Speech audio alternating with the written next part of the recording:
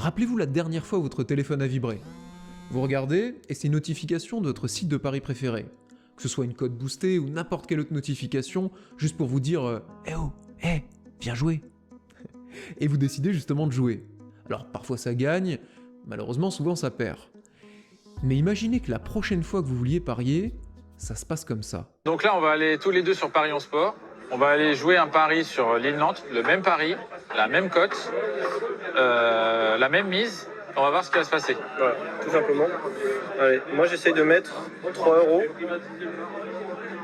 T'essayes de mettre 3 euros aussi. Ouais, sur le 4-3. On se dit go. Un petit 3 de 1. Ouais. 3 euros. Vas-y. On essaye donc 3, 2, 1. C'est parti. Vas-y. Je fais juste après toi. Donc Et toi ouais. validé, moi refusé.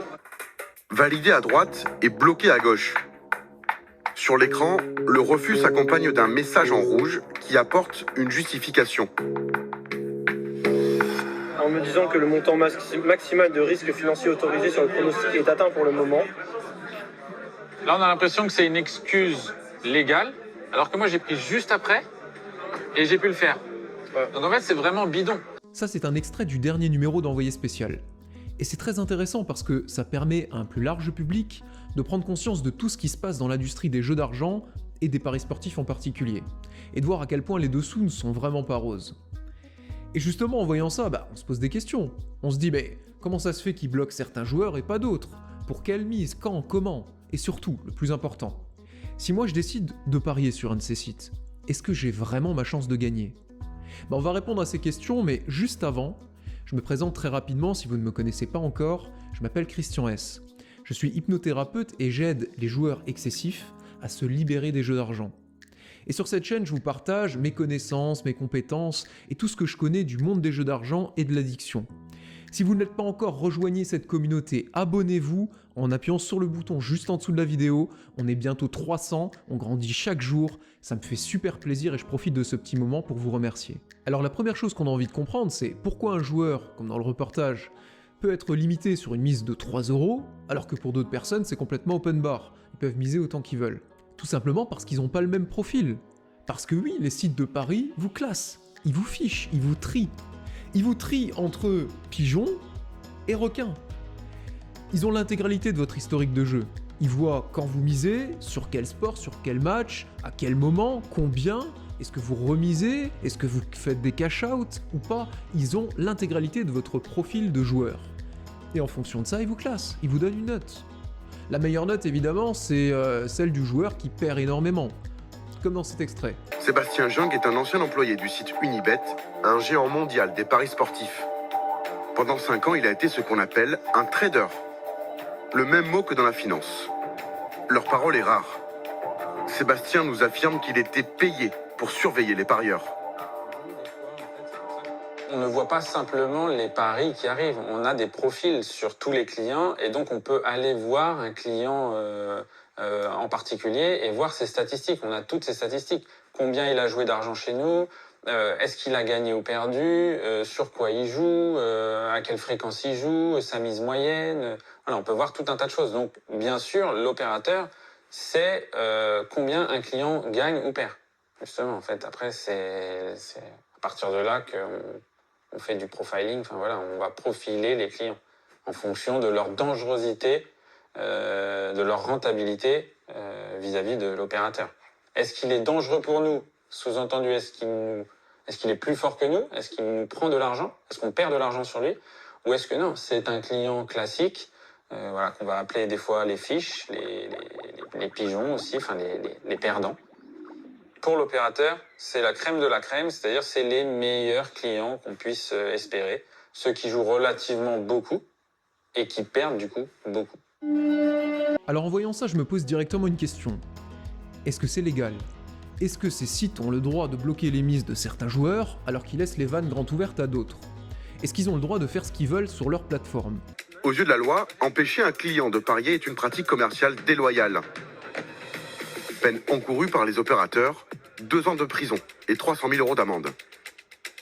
Nous avons sollicité les 4 sites sur lesquels les requins n'ont pas pu parier.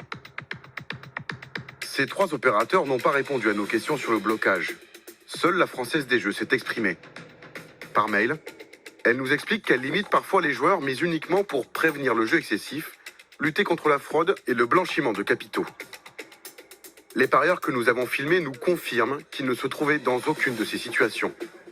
Donc, clairement, il justifie ça sous l'angle du jeu excessif.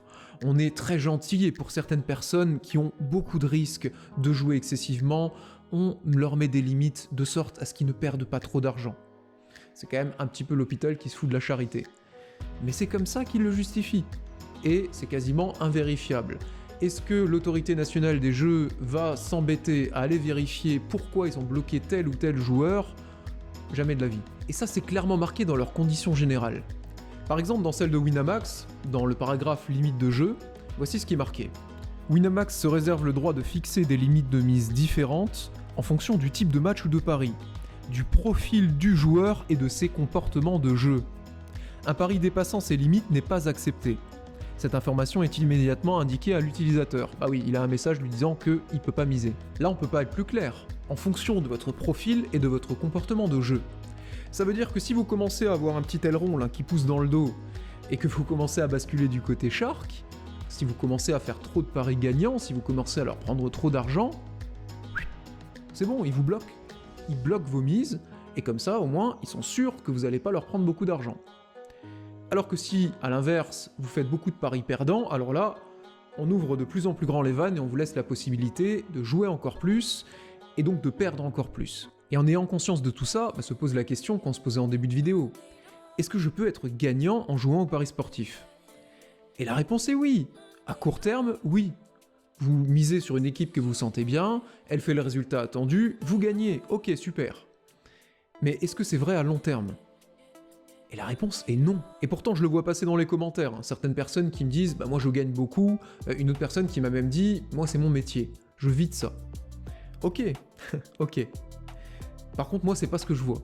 Chez mes clients, c'est pas du tout ce que je vois. Je vois des personnes qui sont en souffrance parce qu'elles sont prises dans un foutu cercle infernal où elles misent de plus en plus, elles perdent de plus en plus, donc elles remisent de plus en plus pour rattraper leurs pertes. Et elles ont beau connaître les sports sur lesquels elles misent, ça devient une addiction, elles ne contrôlent plus rien du tout et les pertes s'accumulent de plus en plus. Ça les détruit totalement. Voilà ce que je vois. Je vois pas des gens qui arrivent à en vivre très facilement. Je vois surtout des gens qui perdent beaucoup. Et c'est la même chose pour la bourse. Vous avez des traders professionnels qui vivent de ça. Mais oui, bien sûr, ça existe. Évidemment. Mais par contre, vous avez aussi 90% des investisseurs qui perdent leur capital en 3 mois. Donc, est-ce que vous êtes plus fort que tout le monde et que vous pouvez gagner sur les sites? Peut-être pour 1% des personnes qui regardent cette vidéo. Mais il faut bien comprendre que les sites de paris sportifs sont là pour faire de l'argent. Leurs cotes sont taillées pour qu'ils soient gagnants. S'ils dépensent des millions pour faire des spots de pub, pour attirer un maximum de joueurs, c'est pas pour être perdant. Si tout le monde pouvait gagner, ils mettraient la clé sous la porte. Ils savent qu'un joueur qui commence à jouer chez eux, en moyenne, sera largement perdant. Et c'est pour ça qu'ils peuvent se permettre de payer aussi cher pour vous attirer, qu'ils peuvent se permettre de payer aussi cher pour que vous jouiez chez eux, qu'ils peuvent vous offrir des codes boostés, des bonus de dépôt, etc. Parce qu'ils savent qu'au fond, ils sont largement gagnants. Donc vous pouvez jouer, évidemment, vous êtes grand, vous prenez vos décisions, vous avez le droit. Mais simplement, faites très attention. Si les paris sportifs sont un plaisir pour vous, que vous pariez une fois de temps en temps, ok, faites-vous plaisir. Mais si à l'inverse, ça commence à prendre une trop grande place dans votre vie, que vous accumulez les pertes, et surtout que vous sentez que vous maîtrisez de moins en moins les choses, que ça devient un besoin de parier, il y a des solutions pour s'en sortir. J'en fais partie, il y a d'autres thérapeutes, il y a SOS Joueurs, il y a plein de solutions. Mais simplement, vous n'êtes pas seul, vous pouvez vous en sortir. Et d'ailleurs, la première étape dans ce cas-là, c'est d'aller sur le site exjoueur.com, sur le petit lien qui est juste en dessous dans la description, c'est le premier lien qui s'affiche, et vous avez un test pour voir où vous en êtes par rapport au jeu. C'est quelques questions, c'est un test scientifique, et ça vous permettra de vous situer rapidement et de voir si vous êtes addict ou si c'est simplement un petit plaisir pour vous.